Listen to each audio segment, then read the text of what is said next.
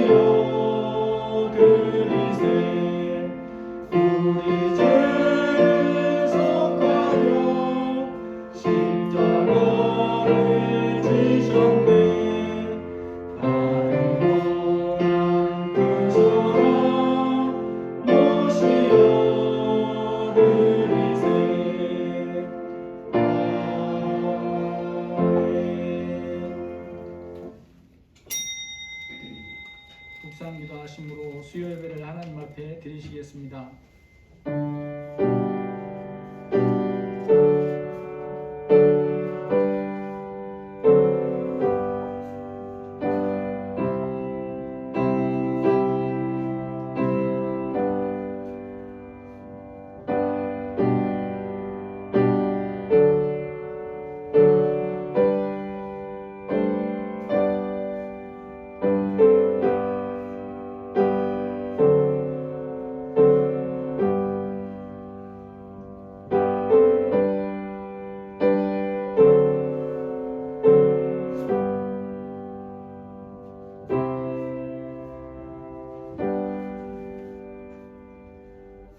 사도신경으로 신앙 고백하시겠습니다. 전능하사 천지를 만드신 하나님 아버지를 내가 믿사오며 그 외아들 우리 주 예수 그리스도를 믿사오니 이는 성령으로 잉태하사 동정녀 마리아에게 나시고 본디오 빌라도에게 고난을 받으사 십자가에 못 박혀 죽으시고 장사한 지 사흘 만에 죽은 자 가운데서 다시 살아나시며 하늘에 오르사 전능하신 하나님 우편에 앉아 계시다가 저리로서 산자와 죽은 자를 심판하러 오시리라. 성령을 믿사오며 거룩한 공예와 성도가 서로 교통하는 것과 죄를 사하여 주시는 것과 몸이 다시 사는 것과 영원히 사는 것을 믿사옵나이다. 아멘. 상가 521장입니다. 521장입니다.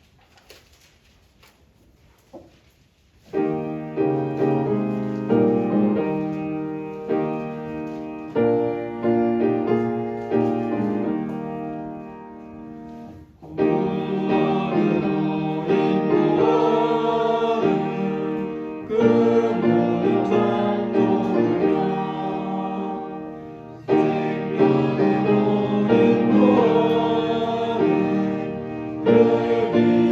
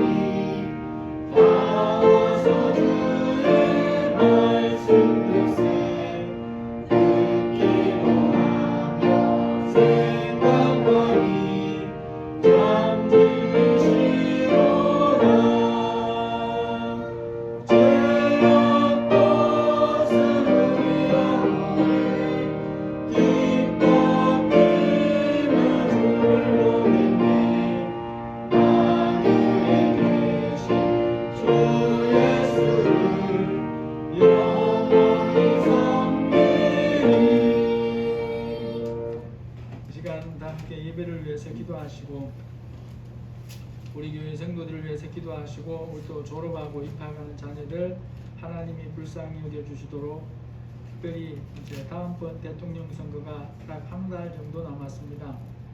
하나님 앞에 우리가 기도해야 됩니다. 이 시간은 다 함께 기도하겠습니다. 하나님 감사합니다. 수요일에 저희를 보여주셔서 아버지 앞에 예배드릴 수 있도록 인도하시니 감사합니다. 이 시간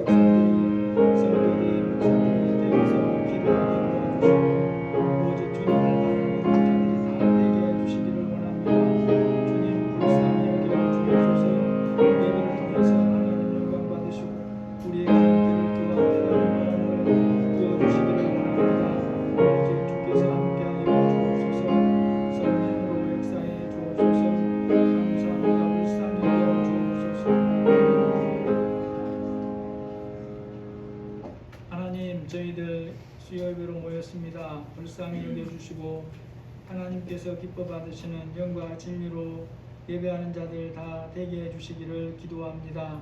특별히 하나님, 우리 졸업하고 입학하는 우리 자녀들 기억하여 주시고 하나님께서 또 좋은 선생님과 친구들 또 만나고 그런 관계가 될 수 있도록 인도해 주시며, 또 졸업하고 군에 가는 우리 형제도 불쌍히 여겨주셔서 하나님이 인도해 주시기를 기도드립니다. 아버지 하나님, 대한민국을 사랑하셔서 이날까지 큰 은혜로 이끌어주신 하나님 감사합니다. 하나님, 이 땅의 주의 백성들 불쌍히 여겨주시고 분별력을 주셔서 세상이 뭐라고 하든지 하나님이 기뻐하는 자를 또 하나님 대통령으로 세우는 일에 쓰임받을 수 있도록 인도해 주시기를 기도드립니다. 아버지 하나님이 불쌍히 여기시고 강건적으로 역사하여 주옵소서. 이 시간 우리의 마음이 온전히 주를 향할 수 있도록 도와주옵소서. 예수님의 이름으로 기도합니다. 아멘. 하나님 말씀 누가복음 9장 18절에서 24절입니다.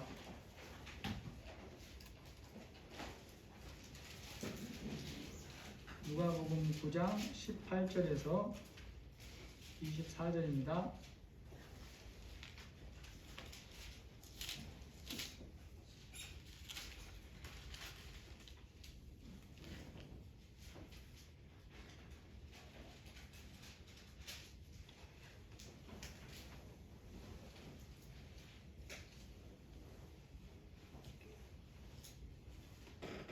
예수께서 따로 기도하실 때에 제자들이 주와 함께 있더니 물어 이르시되 무리가 나를 누구라고 하느냐?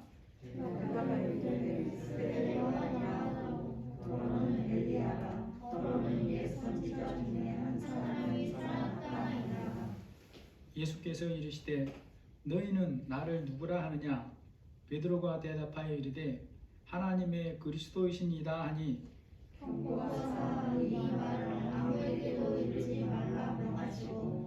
이르시되 인자가 많은 고난을 받고 장로들과 대제사장들과 서기관들에게 버림받아 죽임을 당하고 제3일에 살아나야 하리라 하시고 또 우리에게 이르시되 아무든지 나를 따라오려거든 자기를 부인하고 날마다 제 십자가를 지고 나를 따를 것이니라. 누구든지 제 목숨을 구원하고자 하면 잃을 것이요 누구든지 나를 위하여 제 목숨을 잃으면 구원하리라. 아멘. 오늘은 성경을 읽었는데도 찬이가 눈이 또롱또롱하네. 그래 고마워.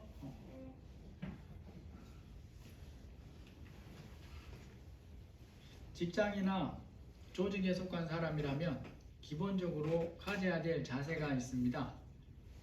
상사에 대해서 합당한 태도로 대해야 되는 거죠. 그런데 상사에 대해서 합당한 태도를 가진다고 해서 상사면 나에게 모든 일을 다 시킬 수 있다라는 것이 아닙니다. 그렇게 되면 큰 혼란이 일어날 수 있어요. 조직에 속한 사람이 상사에게 바른 태도를 가지기 위해서 중요한 게 있습니다. 자신과 일적인 관계가 어떤 사람이냐를 바르게 알아야 된다라는 거죠. 그래서 일에 있어서 그 상사가 자신과 어떤 관계에 있는가를 알고 특정한 일을 하라고 할 때에 이것이 그 사람이 나에게 시켜도 되는 일인가를 알아야 된다라는 거죠. 군대에서 대장 계급을 제외하면 다른 모든 군인은 자기보다 위에 상사가 있어요. 군대일수록 상사를 규정에 따라 예우를 해야 됩니다. 그런다고 해서 상사가 시키는 일을 다 해야 되느냐? 그러지는 않는다라는 거죠. 그 상사가 자신과 어떤 관계에 있는 상사인가를 알아야 돼요. 그렇지 않고 시키는 대로 다 따라하면 쿠데타가 될 수도 있어요. 그 상사와 내가 어떤 관계에 있느냐라는 것이 그처럼 중요한 것입니다. 예전에 김영삼 대통령이 처음 대통령 되고 나서 한 4개월 안에 별을 무려 24개를 날려버렸습니다. 하나이라고 하는 조직을 날렸어요. 왜 그랬느냐? 계급을 무시하고 중간에 있는 별 2개짜리가 시키는 말을 듣고 쿠데타를 일으켰고 거기에 속했던 사람들을 우대가리를 다 날리고 그 다음에도 다 날렸어요. 여러분 오늘 말씀에 보면 예수님이 제자들에게 물어요.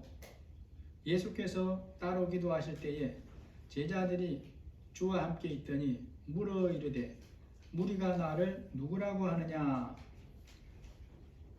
누가복음의 순서로 보면 예수님이 제자들에게 이것을 물으시는 때가 오병이어 기적을 행한 직후의 기록을 배치를 해놨습니다. 그런데 복음서 전체로 보면 꼭 그렇지 않다는 것을 볼 수 있어요. 그러므로 이러한 물으심은 예수님께서 일부러 특정한 기적을 행하신 다음에 곧이어서 묻는 것은 아니라라는 거죠. 다만 중요한 것은 예수님은 당시 사람들의 기준에서 보면 특별하고 놀라운 이적을 행하시는 중이었고 계속해서 그런 일을 행해오는 중이었습니다. 그러는 중에 예수님이 상당히 많이 알려진 상태에서 물어보는 거예요. 물어 이르시되 무리가 나를 누구라고 하더냐. 사람들이 다른 사람에 대해서 알게 되는 것이 대부분 뭐를 통해서 알게 됩니까? 소문을 통해서 알게 됩니다. 통신이 현대 수준으로 발달한 이 시대에도 소문은 여전히 큰 힘을 가져요. 그래서 소문이 잘못 나면 크고 작은 손해를 볼 수도 있습니다. 여러분, 그렇다면 사람에 대해서 아는 것이 다른 방법이 없고 입으로 전해지는 소문말을 통해서 듣게 되는 시대라면 어떠했을까 하는 거죠. 말을 전하는 사람들에 따라서, 그리고 이 사람이 점점 중간에 많아지면서 내용이 전혀 달라질 수도 있어요. 말로 전해지는 소문이라는 것이 가지는 아주 중요한 특징이 있습니다. 그것이 바로 현상이나 사실을 본래대로 전하는 소문은 없더라는 거예요. 또 소문은 축소돼서 전해지는 경우도 거의 없더라라는 것이 소문의 특징입니다. 그래서 길을 가다가 넘어져서 다리가 삐어서 병원에 다녀왔다라고 하면 이것이 한 2단계 건너가면 교통사고를 당해서 중상을 당했는데 입원했다더라, 이렇게 소문으로 커져가는 거예요. 소문의 특성이 그렇습니다. 그렇기 때문에 이 소문을 들어서는 사실이 무엇인지 제대로 파악하기가 어렵습니다. 좋은 소문이든지 나쁜 소문이든지 소문의 특성이 그래요. 그래서 여러분이 소문을 통해 사실 확인을 해보려고 하는 경우들이 있는데 그것은 그만두는 것이 좋습니다. 소문의 특성이 이러하다는 것을 예수님이 아실까요? 모르실까요? 예수님도 아세요. 그럴 때 예수님이 제자들에게 사람들이 예수님에 대해서 누구라고 생각하는가에 대해서 물어보는 이유를 우리가 생각해 봐야 됩니다.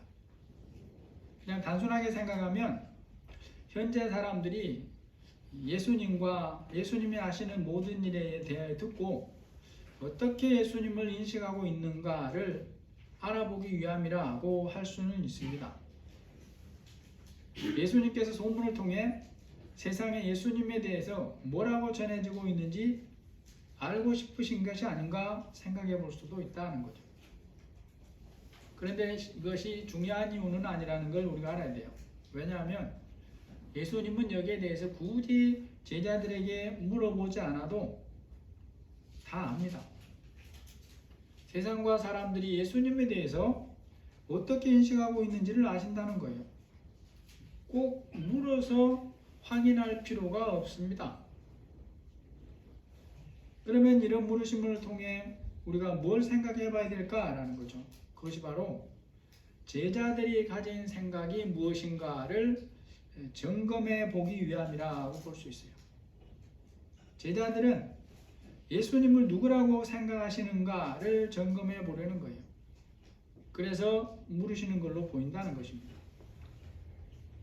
그러면 제자들에 대해서는 예수님이 모르실까? 역시나 아시죠? 아심에도 불구하고 예수님이 물으실 때가 있어요. 예수님이 저나 여러분의 마음을 아시겠습니까? 모르겠습니까? 지금 예수님이 우리 현성 집사님 마음을 아실까요? 모르실까요? 아시죠? 아시는 거예요. 우리 현 집사님 마음을 아실까요? 모르실까요? 아시죠? 안다고 다 말하면 큰일 나겠지만 하나님은 그런 분이 아니에요. 다 아세요.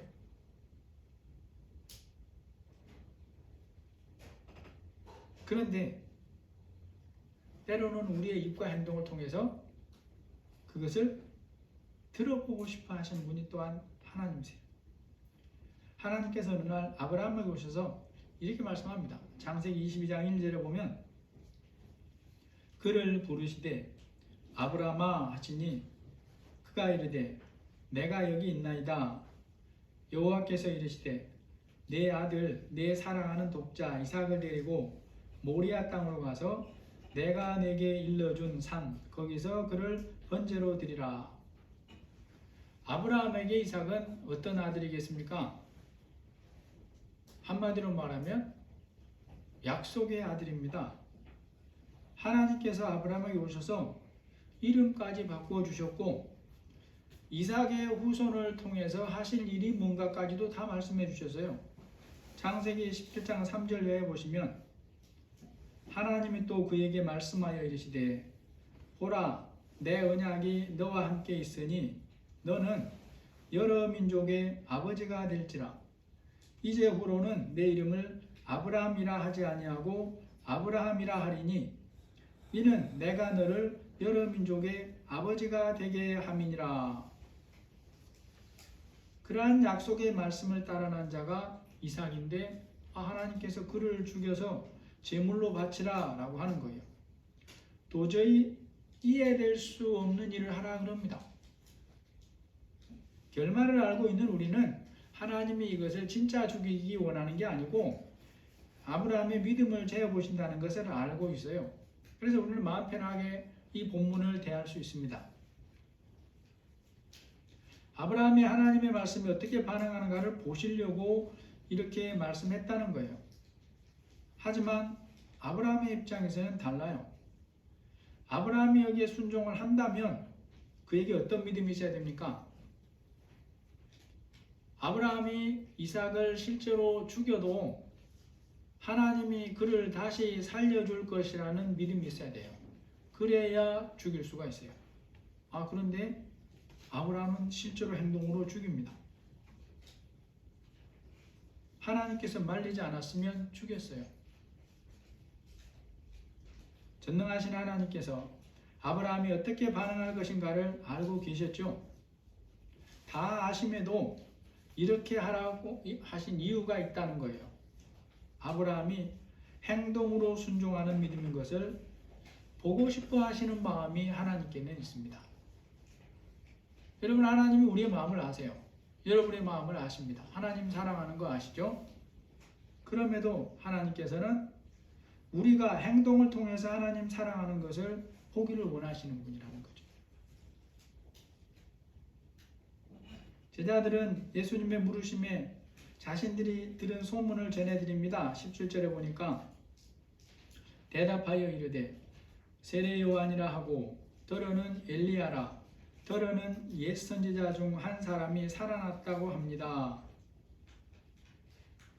제자들이 예수님께 알려드리는 이런 모든 것은 어떤 사람들이 가진 예수님에 대한 생각인데 그들이 예수님에 대해서 이런 생각을 가지게 된 것이 무엇으로 인한 것일까요? 예수님이 말씀으로 또 기적으로 행하시는 현장에 와서 보았거나 아니면 그것을 본 사람들이 전하는 소문을 들었거나 그런 것을 통해서 그들이 예수님에 대해서 가지게 된 생각입니다. 여기 우리에게 주는 상당히 중요한 교훈이 하나 있습니다. 예수님을 소문으로만 알면 바르게 알 수 없다는 거예요. 믿는 내가 다른 사람이 경험했다는 하나님에 대해서 간증하는 것을 듣고 책을 읽을 수는 있지만 하나님이 원하시는 수준으로 내가 예수님을 그것을 통해 알 수 있느냐? 거의 어렵다라는 얘기예요. 다른 사람이 경험한 하나님이 아무리 놀라운 분일지라도 그것을 전해드는 것만으로는 내가 예수님을 인격적으로 알아가는데 명백한 한계가 있다는 걸 우리가 알아야 되는 것입니다.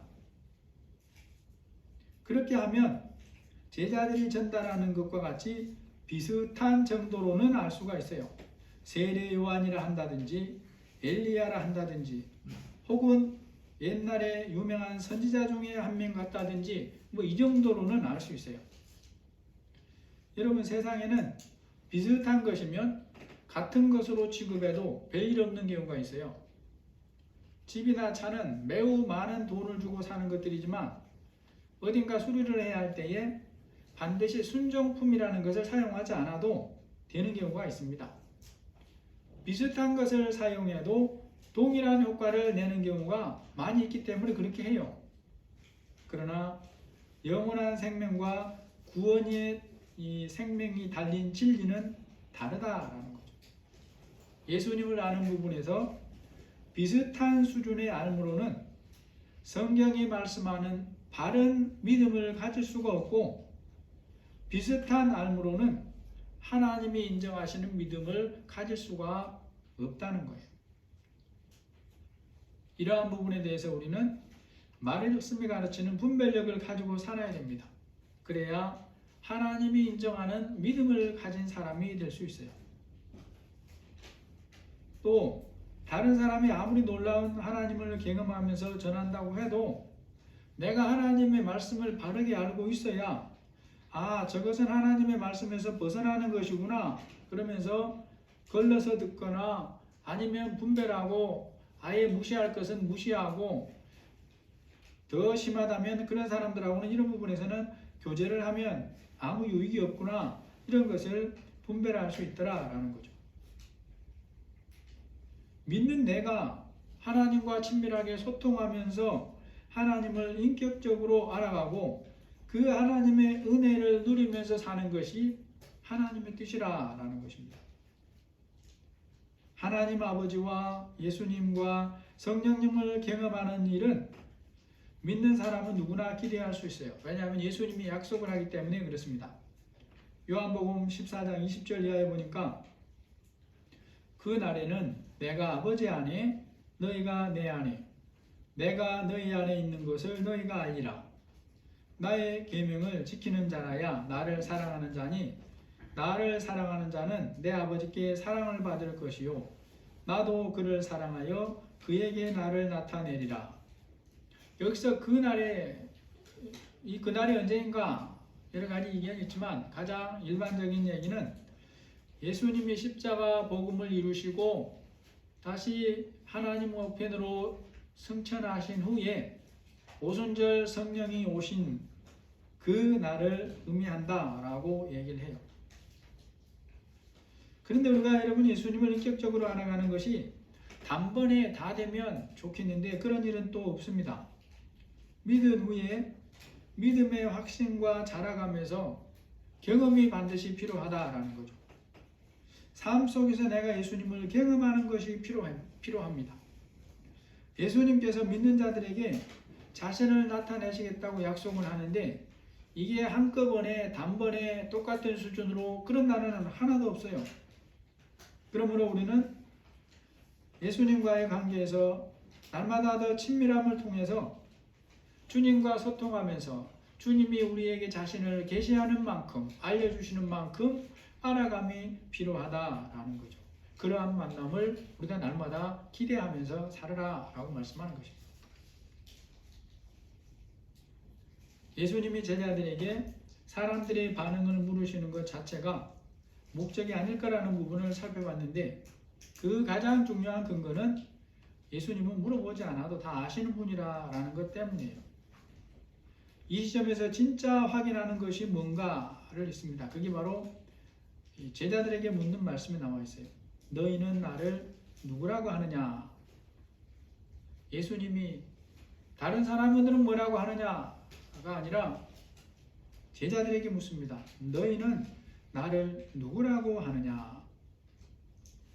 이들은 지금까지 예수님의 제자로 택함을 받아서 상당히 오랜 기간 동안 말씀을 배우고 훈련을 해왔잖아요. 그동안에 예수님에 대해서 이런저런 생각들을 했을 수 있습니다. 제자로 불렀다고 단번에 예수님을 다 안 건 아니거든요. 예수님이 제자들에게 이렇게 물으시는 이유들이 있지만 먼저 현재 시점에서 제자들의 믿음의 성장을 확인하는 의미가 있어요. 현재 그들의 믿음이 어느 정도로 자랐는가를 점검하는 차원이 있다라는 것입니다.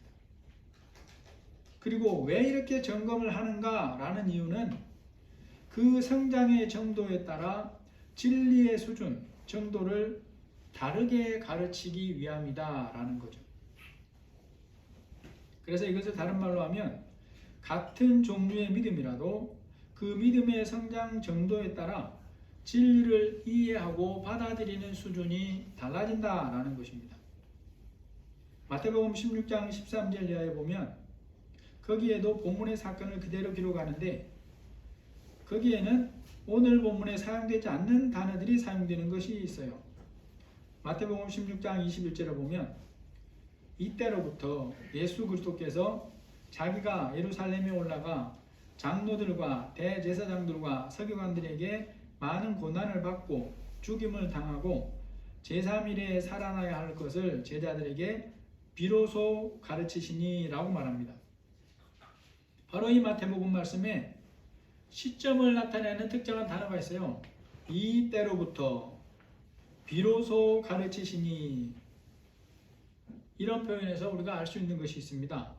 예수님이 제자들의 믿음의 수준을 확인하시는 이 때가 되기 이전까지는 예수님이 앞으로 당하실 십자가 고난에 대해서 제자들에게 구체적으로 가르치시지 않았다라는 거예요.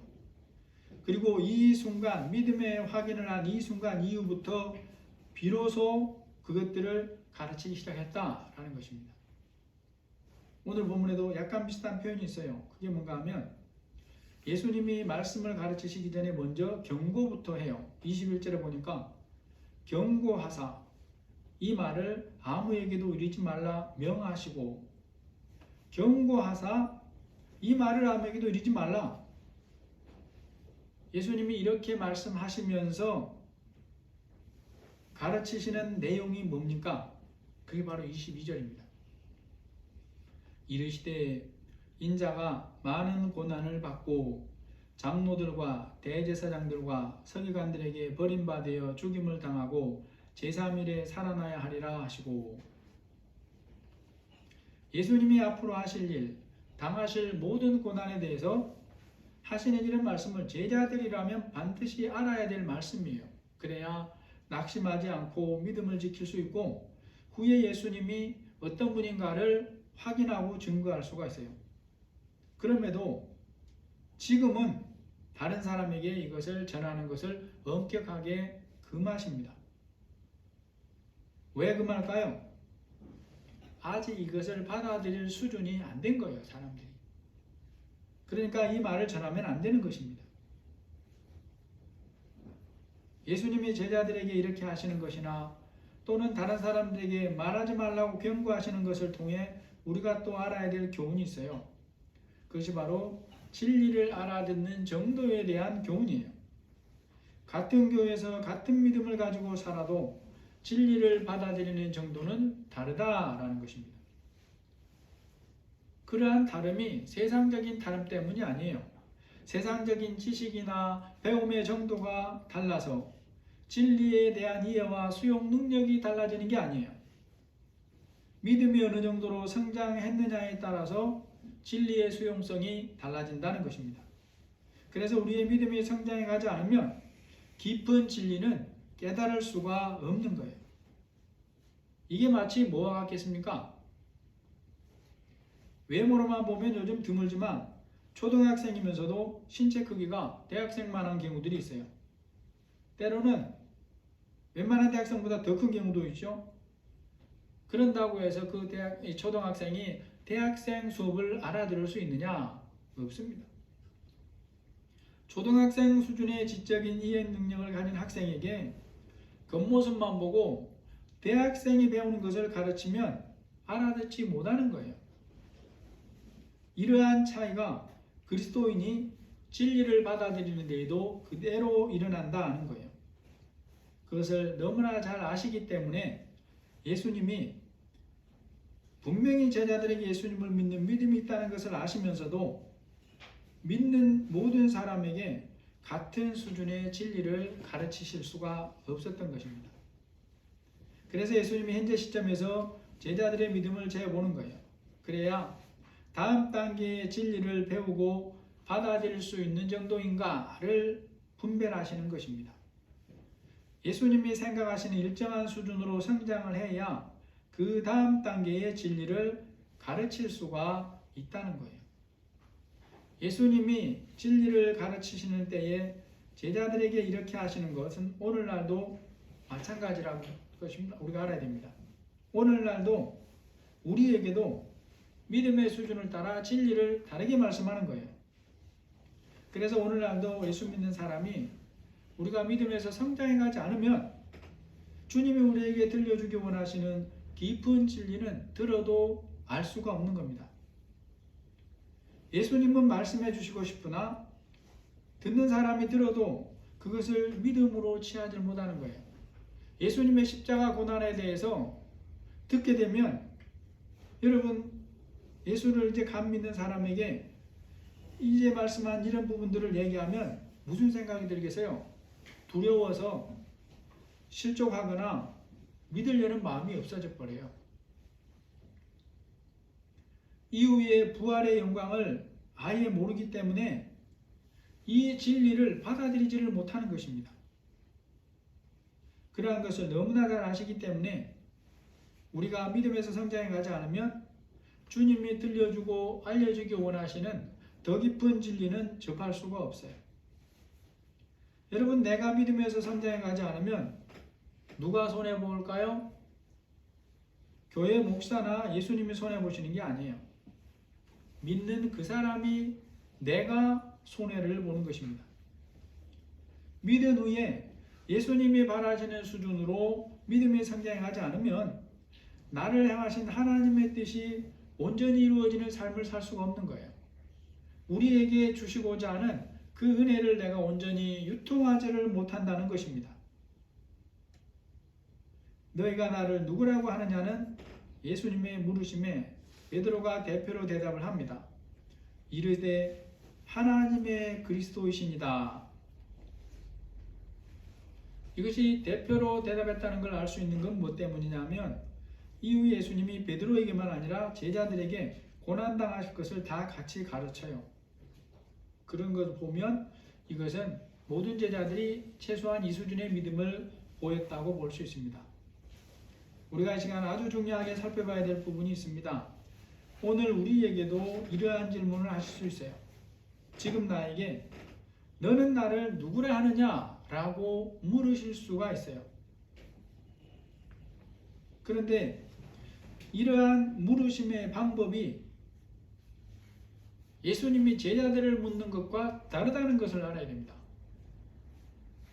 예수님이 각 사람에게 이것을 물으실 때 오늘 본문에 나오는 것처럼 이렇게 제자들에게 선명하게 귀에 들려주시면서 묻는 것이 아닐 수 있다는 거예요. 예수님께서 제자 삼은 베드로에게 이러한 종류의 말씀을 처음 하실 때는 누가복음 5장 10절에 보면 무서워하지 말라 이제 후로는 네가 사람을 취하리라 라고 하시는 말씀을 하시면서 그를 예수님의 제자로 부르십니다. 세리인 레위를 부르실 때는 나를 따르라 라는 간략한 문구로 부르십니다. 반면에 아까 살펴본 아브라함에게는 최고의 물으심이 있어요. 이삭을 제물로 바치라 라고 물으시는 거예요. 누가복음 18장에 보면 영생에 대한 말씀을 드리려고 예수님께 나오는 부자 청년이 있는데 그 부자 청년에게는 이렇게 말씀하세요. 예수께서 이 말씀을 들으시고 이르시되 내가 아직도 한 가지 부족한 것이 있으니 내게 있는 것을 다 팔아 가난한 자들에게 주라.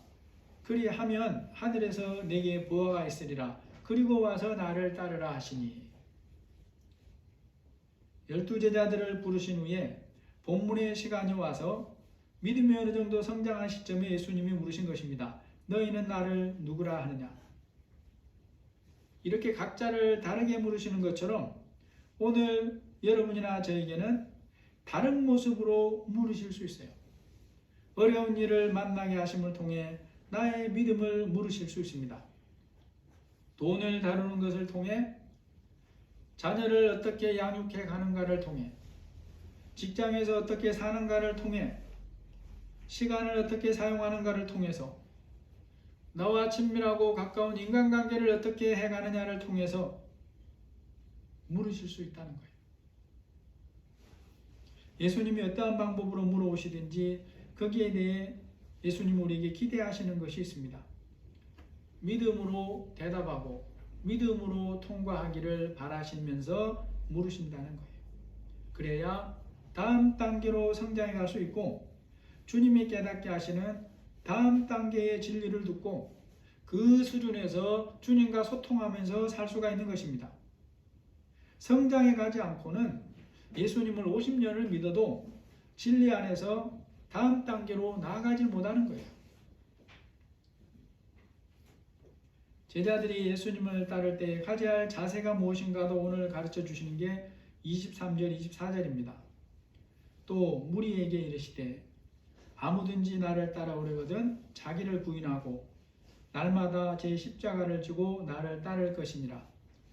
누구든지 제 목숨을 구원하고자 하면 잃을 것이요 누구든지 나를 위하여 제 목숨을 잃으면 구원하리라. 예수님이 12제자를 세우신 이유가 뭐겠습니까? 예수님을 따르는 삶을 살게 하기 위함이고 예수님이 맡겨주신 사명을 감당하게 하기 위함이에요. 제자들이 예수님을 따르는 삶을 살려면 어떤 자세를 가져야 하는가를 알아야 하고 예수님이 말씀하시는 태도를 가져야 예수님이 원하시는 삶을 살 수가 있는 것입니다. 자기 생각대로 따르는 것은 예수님이 인정을 안 해요. 그런데도 우리는 종종 무슨 생각을 하느냐? 예수님을 따르되 자기 생각을 가지고 따르려고 해요. 자기 열심을 가지고 따르려고 합니다.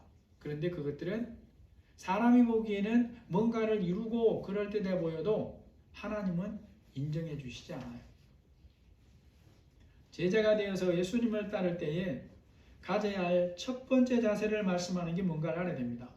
무리에게 이르시되, 무리는 모두죠. 12제자만 말하는 게 아니에요. 따르려는 모두를 말해요. 나를 따라오려거든 자기를 부인하고. 여기서 말씀하는 자기를 부인한다는 의미가 뭐겠습니까? 간략하게 말하면 하나님의 말씀을 가장 중요하게 여긴다는 것입니다. 하나님을 자신의 삶의 진짜 주인으로 모시고 살아야 한다는 말씀이에요. 여러분, 사람은 보고 듣고 생각할 능력이 있죠. 그래서 예수님을 믿어도 수시로 자기 생각을 말씀보다 더 중요하게 여길 수 있어요. 그런데 그렇게 하면 믿음이 있어도 자기 생각을 하나님의 말씀보다 더 중요하게 여기게 되고 그러면 예수님을 따르는 삶을 살 수 없다는 것입니다. 40일 금식 기도를 했어도 자기 생각을 내려놓지 않고는 순종하는 삶을 살 수가 없는 거예요. 제자가 되어 예수님을 따르는 삶에 있어 또 한 가지 오늘 본문에서 얘기하는 게 있습니다. 날마다 제 십자가를 지고 나를 따를 것이니라. 여러분, 우리는 예수님이 지 십자가를 질 필요가 없습니다. 여기서 말씀하시는 십자가를 간략하게 말하면 사명 감당이라고 할 수 있어요.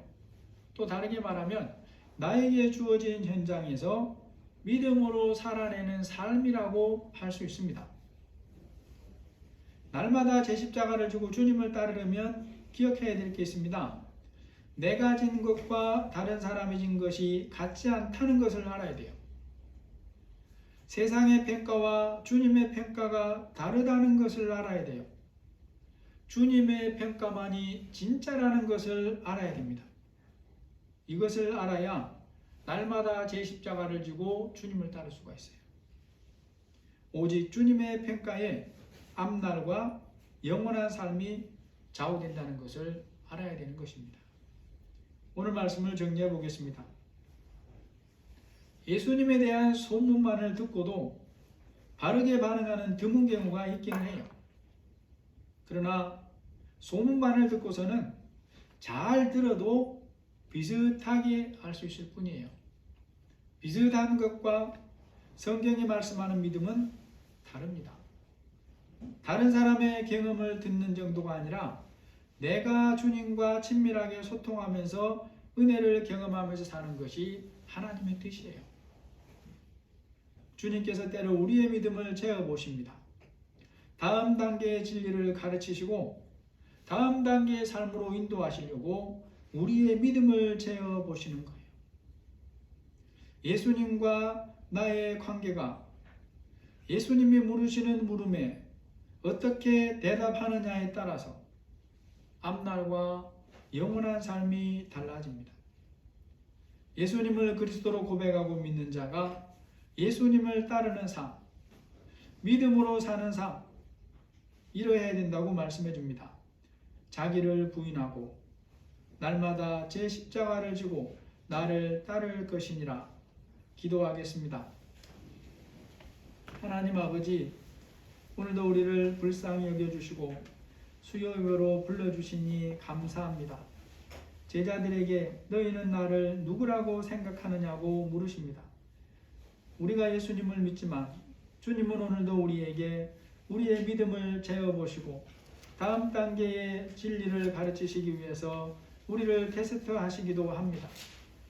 물어보시는 방법이 여러 가지로 다르지만 우리는 다 거기에 믿음으로 대답하기를 바라시는 주님이라는 것을 우리가 다시 한번 기억하고 우리에게 주어진 삶의 현장을 믿음으로 살아내는, 날마다 자기를 부인하고 제 십자가를 지고 주님을 따르는 영원한 생명의 길을 날마다 걸어갈 수 있도록 성령의 새 힘을 부어주시고 이끌어 주옵소서. 예수님의 이름으로 감사하며 기도합니다. 아멘. 찬송가 526장입니다. 526장.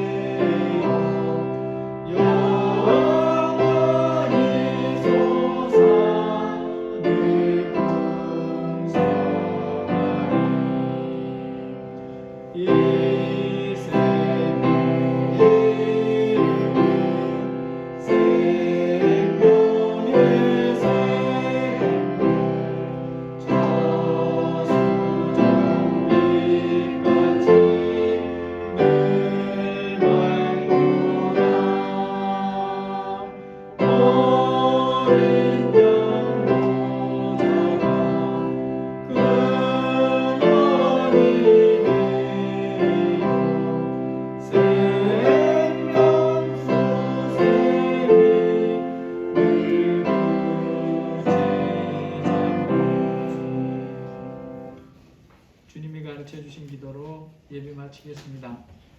하늘에 계신 우리 아버지요, 이름이 거룩히 여김을 받으시오며 나라가 임하옵시며 뜻이 하늘에서 이루어지는 것 같이 땅에서도 이루어지이다.